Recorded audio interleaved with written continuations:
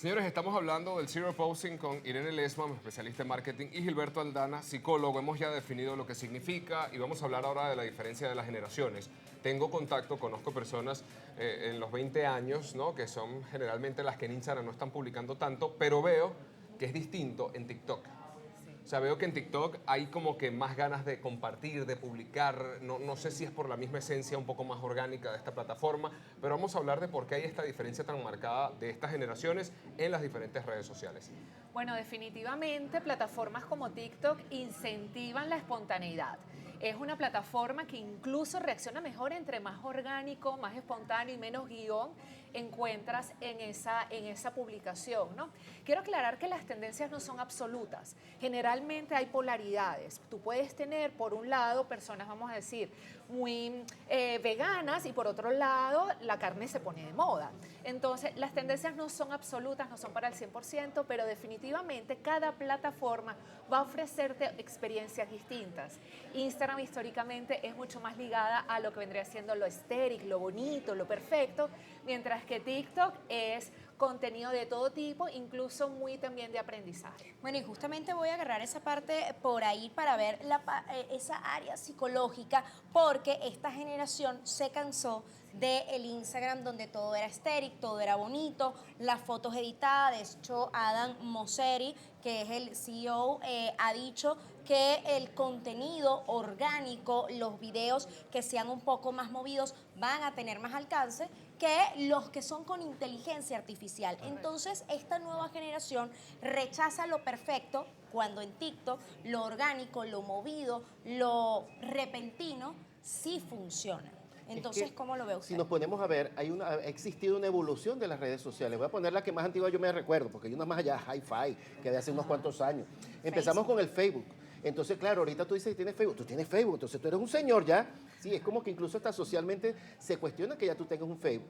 Después vinimos al Instagram, sí, esa evolución que ha existido desde mi punto de vista desde lo perfecto que yo tenía que mostrar, porque es lo que me va a ver el público, el qué dirán. Fíjate que eso se relaciona con lo que hemos conversado venimos de una generación o de un momento histórico donde se le da mucho peso al qué dirán. Mira, sal bien, sal bonita, pon el cabello así. Incluso eso pasa en la televisión. Fíjense que siempre se espera que en la televisión tú tengas una imagen que tengas que dar. Cosa que, por ejemplo, en plataformas como TikTok, la gente se ha desligado de esa formalidad que yo tengo que presentar.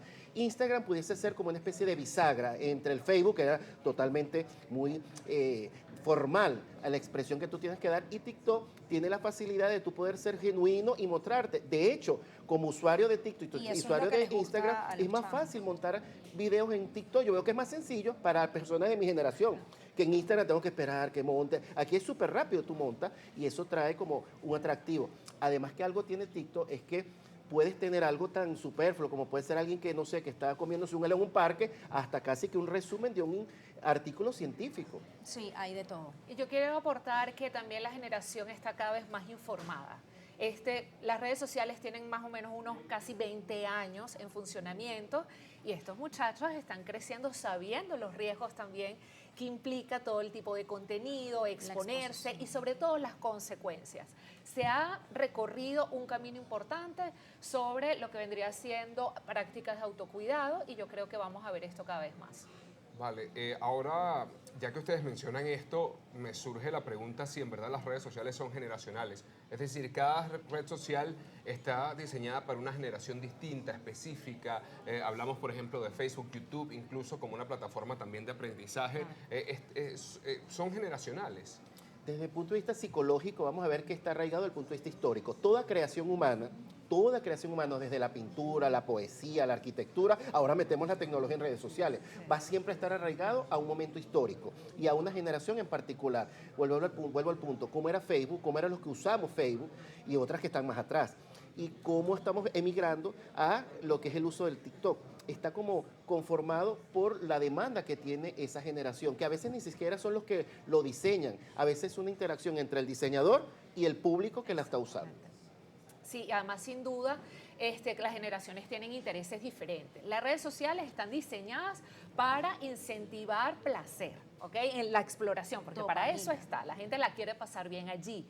Entonces, definitivamente, la generación millennial fue una generación que diseñó plataformas con algoritmos que tratan de adivinar lo que tú deseas, porque venimos deseosos de tener un lugar protagónico en nuestras vidas, diferente a nuestros papás, que tal vez las condiciones eran diferentes. ¿Qué pasa con los Z? Es una generación que dice, sí, somos importantes, pero no yo solo, sino que hay que cuidarnos todos. Entonces, bueno, creo que es una parte interesante. Cada generación tiene su característica positiva, también tiene tal vez incluso sus rasgos un poquito de cuidado, que si la generación cristal y todos estos rasgos que a veces son un poquito más difíciles de manejar, pero sin duda las redes y el marketing van a ser siempre muy dinámicos y vamos a integrar cambios, el algoritmo y la plataforma siempre va a estar cambiando. Claro, hablamos obviamente de la generación Z, pero también deberíamos tocar el tema de la generación alfa.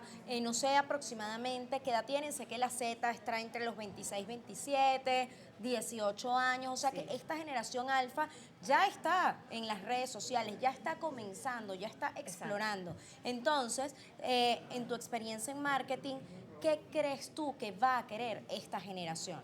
Bueno, empezando con que no deberían estar, porque las redes sociales deberían ir dirigidas a mayores de edad. Eso va a depender de cada país, Pero, evidentemente. ajá. Pero bueno, yo creo que estamos viendo generaciones cada vez mucho más integradas. La tecnología para ellos no es como para nuestros papás que de repente les cuesta, les asusta.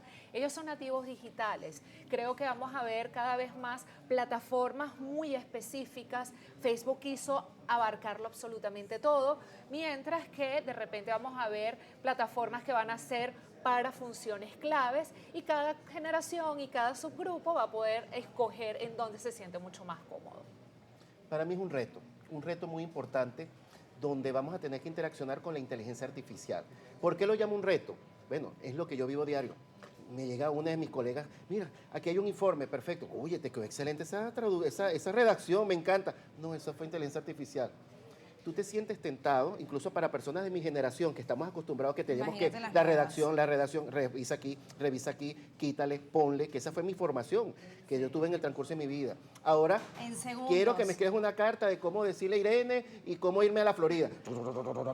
Entonces la gente se va a sentir tentada a dejar a un lado esas habilidades psicológicas, cognitivas, académicas que por mucho tiempo se reforzaba a tener la facilidad que tenemos la inteligencia artificial. ¿Cuál es el riesgo? La dependencia. La dependencia. Bueno, pero yo voy a poner un punto polémico también. Okay, y es que justamente también en las redes muchas personas han podido explorar sus intereses, sus talentos, y ha sido como una vía un poquito más corta para, pues evidentemente, mostrarle al mundo todos aquellos dones que ellos quisieran explorar. Entonces, creo que la parte positiva, incluso ahora con la inteligencia artificial, es que tal vez yo no necesito ser, vamos a decir, un productor. Si yo tengo una buena idea y tengo creatividad, con un prompt puedo contársela al mundo, puedo hacer un video.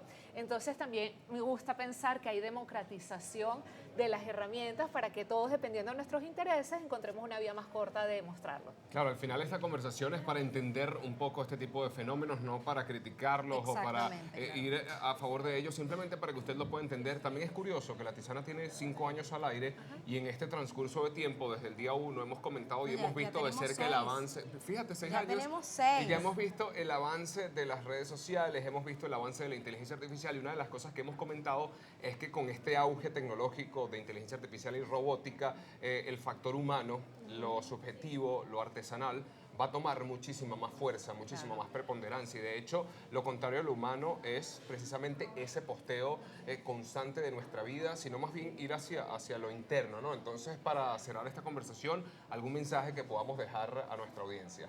Bueno, lo tecnológico es parte de nuestra vida.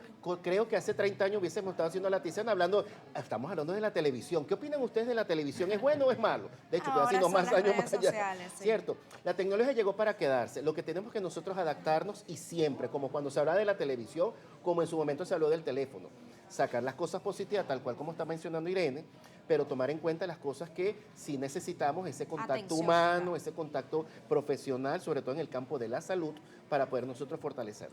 Y para mis queridas marcas, evidentemente tratar de ser lo más útiles, lo más memorables, generar buenas experiencias para que la gente hable de ti dentro de la red, pero también fuera. ese espacio sigue siendo muy valioso. Entonces, la tarea de las marcas no se ha olvidado, simplemente, bueno, nos toca estar cambiando constantemente. Exacto, cambiando y adaptándonos es lo que tenemos hasta ahora. @latisana, gb, @globovisión. Vamos a hacer una pausa y seguimos con mucho más. Buenísimo.